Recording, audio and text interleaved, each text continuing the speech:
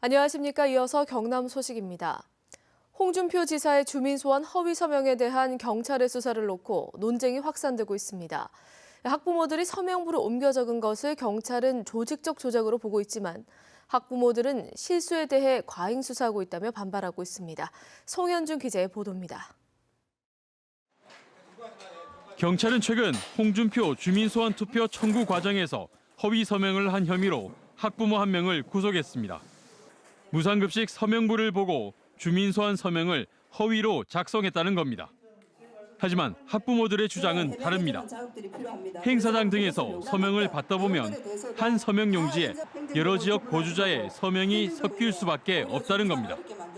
현행 주민소환법에는 주민소환 투표 청구 서명은 읍면동을 구분하도록 되어 있어 이를 정리하는 과정에서 옮겨 쓴 것이라며 조직적인 허위 서명이 아니라는 겁니다. 주소록을 가지고 뺏겨서 적은 허위 서명이 아니라 원래 본인의 의사를 가지고 했던 주민 소환의 서명을 다른 데 옮겨 적은 것. 네, 이것이 지금 진실의 실체입니다. 특히 무상급식 서명부에는 생년월일을 적지 않지만 주민 소환 서명부에는 이를 적어야 하기 때문에 무상급식 서명을 이용했다는 것도 맞지 않다고 말합니다.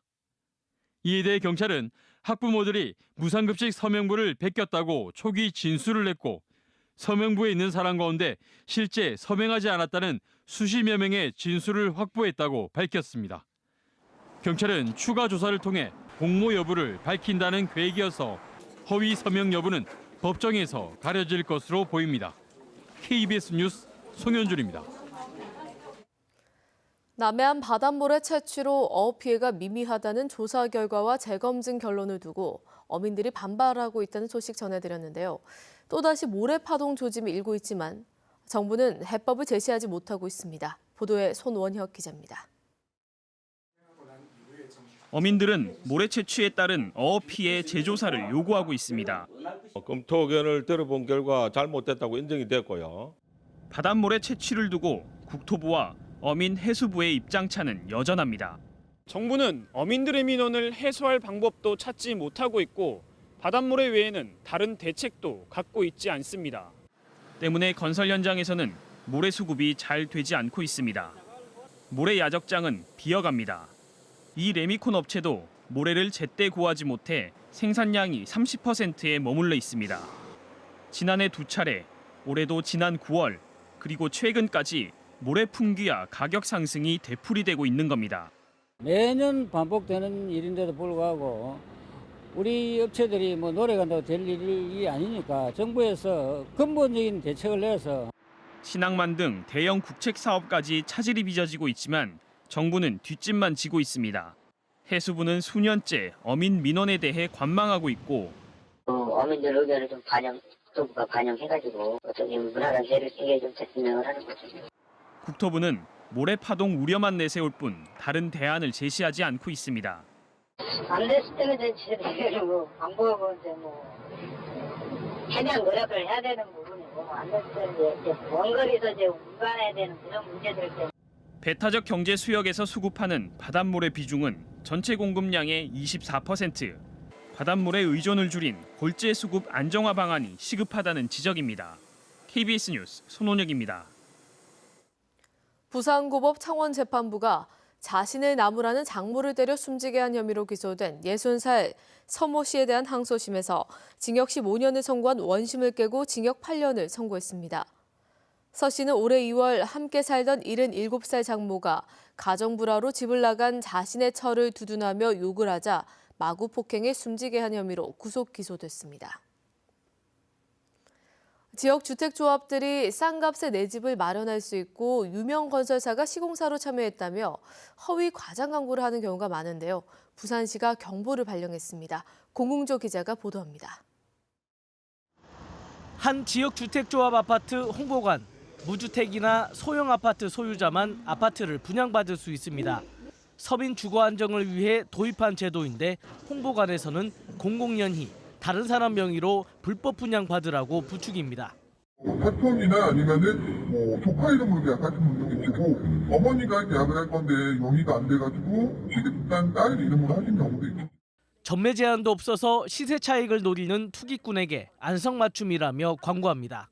이 가격이 건물을 짓고 나면 나중에 타이밍을 말씀하신 대로 한 2,200만 올라가는 건 사실입니다. 지역 주택조합 아파트는 주로 무주택 조합원들이 모여서 인가를 받고 아파트가 들어설 땅까지 모두 사들인 뒤 시공사까지 직접 선정해 아파트를 짓는 사업입니다. 사업 완료까지 짧게는 5년, 길게는 10년이 걸릴 수도 있습니다. 이 과정에서 사업 인가를 받지 못하거나 땅을 다 확보하지 못할 경우 또 시공사 선정 과정에서 비용이 많이 들어서 사업이 무산되는 경우가 비일비재합니다. 그런데도 일부 주택조합에서는 조합 설립도 되지 않은 상태에서 유명 건설사가 시공사로 참여하고 도중에 사업이 무산될 일도 없다고 과장 광고합니다. 그래서 실패하는 확률이 높고 그럼 실패했을 때는 그 무주택 서민들한테는 그 돈이 결코 본인한테는 가볍지 않은 매우 소중한 돈인데 이 돈들을 돌려받을 가능성이 거의 없어집니다.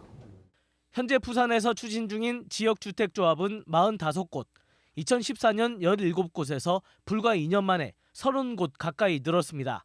부산시는 주택조합 경보를 발령하는 한편 허위 과장 광고를 한 지역주택조합 8곳을 경찰에 수사 의뢰했습니다.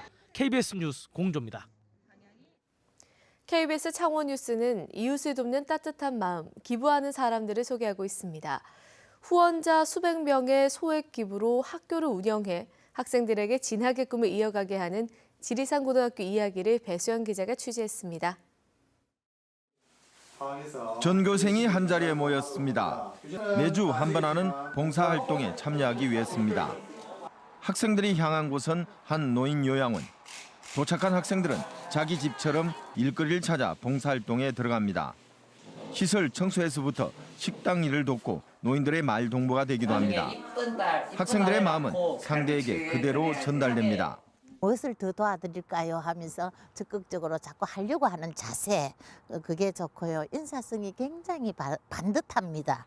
이제 그 점이 다른 학생들하고 좀 좋고. 소액 기부로 운영되는 지리산 고등학교. 학교는 후원자 500여 명으로부터 1, 2만 원의 소액 기부를 받아 운영됩니다. 학생들은 학비와 기숙사비 등을 전액 지원받습니다. 도움을 받은 만큼 어려운 이웃에 대한 시선은 다를 수밖에 없습니다. 후원자님들에 대한 책임감이나 그다음 의무감 같은 게 좀 더 평상시에 더 강한 것 같아서 봉사활동을 할 때에도 조금 더 적극적으로 하게 되고. 전교생은 60여 명, 대부분 가정 형편이 어렵지만 이곳에서 다시 진학의 꿈을 키워갑니다. 적은 돈이지만 학생들의 성장을 지켜보는 후원자들은 뿌듯한 마음이라고 말합니다. 좋은데 진학도 많이 하고 그다음에 그런 사람들이 더 자라서 다음에 참 사회에 일어나서 건전하게 생활해 가는 게 아주 보람됩니다. 작지만 소중한 소액 기부가 역경 속에서도 학업을 이어가려는 학생들의 인생에 단단한 버팀목이 되고 있습니다. KBS 뉴스 배수영입니다.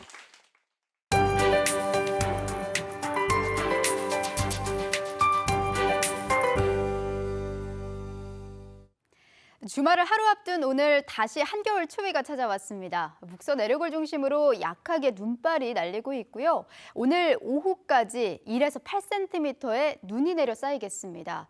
특히 거창과 함양을 중심으로는 대설 예비특보까지 내려져 다소 많은 눈이 쌓일 가능성이 있겠습니다. 눈구름은 바람까지 몰고 왔습니다. 현재 창원을 비롯한 6개 시군의 강풍특보가 발효된 가운데 기온도 내림세를 보이고 있습니다. 어제와 비교하면 평균 10도가량 떨어지겠고 1월 중순의 날씨가 이어지겠습니다.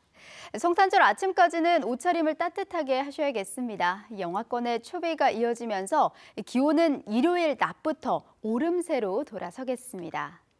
시각 위성 영상 보시면 현재 우리나라는 고기압의 영향을 받고 있습니다. 상공에는 낮은 구름이 지나는 가운데 서부 내륙을 중심으로는 눈이 내려 쌓일 가능성도 있겠습니다. 현재 기온 살펴보면 창원 4도, 거제와 통영은 5도로 시작을 합니다. 낮 기온은 바람까지 더해져 조금 더 쌀쌀하게 느껴지겠습니다. 창원과 김해 7도 안팎으로 예상됩니다. 서부 지역도 공기는 무척이나 차가워졌습니다. 진주가 4도, 거창과 함양 2도까지 떨어졌고요. 낮 기온은 사천 7도, 진주 6도, 산청은 4도로 평년보다 3, 4도가량 낮겠습니다. 해상에는 풍랑특보가 내려졌습니다. 물결은 최고 5m로 동해상을 중심으로 매우 높게 일겠습니다. 기상정보였습니다. 의령군이 농산물 시장 개방에 대비해 농업인들의 경쟁력을 키우기 위해 다음 달 12일까지 융자금 180억 원을 지원한다고 밝혔습니다. 함양군이 민간기업 곰실과 협약을 맺고 오는 2020년까지 140억 원을 들여 오봉산 일대의 사진과 영상을 주제로 하는 함양 플리커 사진 테마파크를 만든다고 밝혔습니다.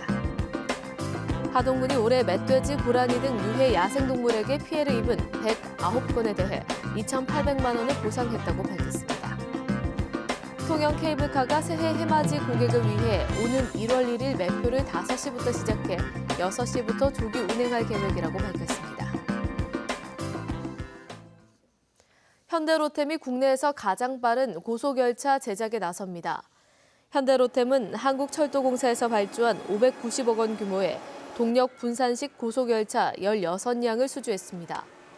이번에 코레일에서 발주한 한국형 차세대 고속열차는 최고 속도가 시간당 320km로 국내에서 가장 빠른 열차입니다. 대중교통이 다니지 않는 경남 10개 시군 벽지마을 110곳에 지방자치단체가 지원하는 브라보 택시가 운행됩니다. 운행 대상 지역은 버스 정류장에서 1km 이상 떨어진 마을이나 기존 노선버스 이용이 불편한 마을 등으로 주민이 원하는 시간에 1,200원으로 브라보 택시를 이용할 수 있습니다. 경상남도는 해당 마을에 택시 330여 대를 투입하고 택시비 차액은 도비와 시군비로 지원할 계획입니다. 경남 지역 전통시장의 최근 3년간 화재 피해액이 전국에서 가장 많은 것으로 조사됐습니다. 새누리당 윤한홍 의원이 중소기업청 등으로부터 제출받은 자료를 분석한 결과 최근 3년간 경남의 전통시장 화재 피해액은 6억 1천여만 원으로 전국 16개 시도 가운데 가장 많았습니다. 또 화재 발생 건수는 29건으로 전국 두 번째로 많았습니다. 장애인 종합복지관이 없는 경남 5개 군 지역에 내년부터 찾아가는 장애인 복지관 서비스가 제공됩니다. 경상남도는 내년부터 의령과 함안, 고성, 함양, 합천 등 5개 지역을 3개 권역으로 나눠 매주 한 주씩 찾아가는 장애인 복지관 서비스를 제공하기로 했습니다. 5개 지역 장애인은 2,000명이지만 장애인 종합복지관 시설은 없습니다. KBS 뉴스를 마칩니다. 고맙습니다.